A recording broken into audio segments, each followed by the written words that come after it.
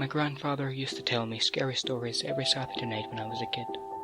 I looked forward to them every single week and often leapt onto the couch and pestered him to start it already.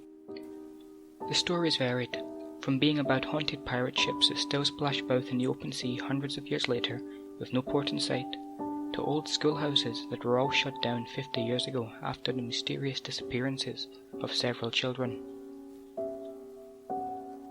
One night, however, my grandfather said that he wasn't up for telling a complete story, as he had just gotten over a slight cold and wanted to rest. Instead, he told me a short little tale that he claimed was real. He asked me if I knew about the undead, like vampires and ghosts, and how they couldn't see their own reflections. I nodded in agreement, having read all about this piece of vampire folklore in more Goosebumps books than I can remember.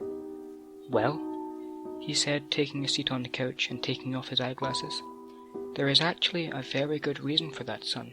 You see, mirrors are not simply pieces of glass that show a reflection.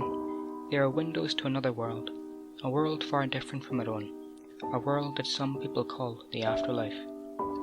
The person you think is your reflection is actually your spirit waiting for you to join it upon your death.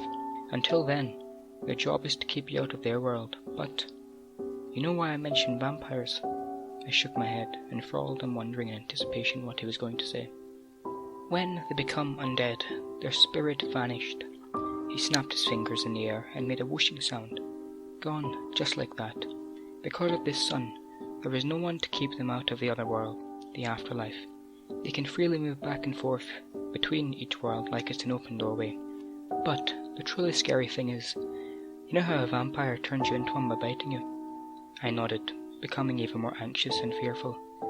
"That isn't exactly true. What they really do is go into the other world, find your spirit, wait for it to move in front of a mirror, and kill it," he suddenly shouted, nearly making me jump off the couch.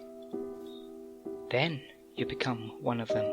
He leaned in, trying to make me sweat a little bit more than he usually would, telling these stories. "So, you have to wonder, are any of them on the other side right now, looking for you?" He grinned and told me to brush my teeth and go off to bed, leaving me shakily heading upstairs. When I stood in the bathroom, brushing my molars, I finished up and put my toothbrush down, inching closer to my reflection. Curious, I pressed my hand against it, then moved it around, trying to trick my reflection into making the wrong movement.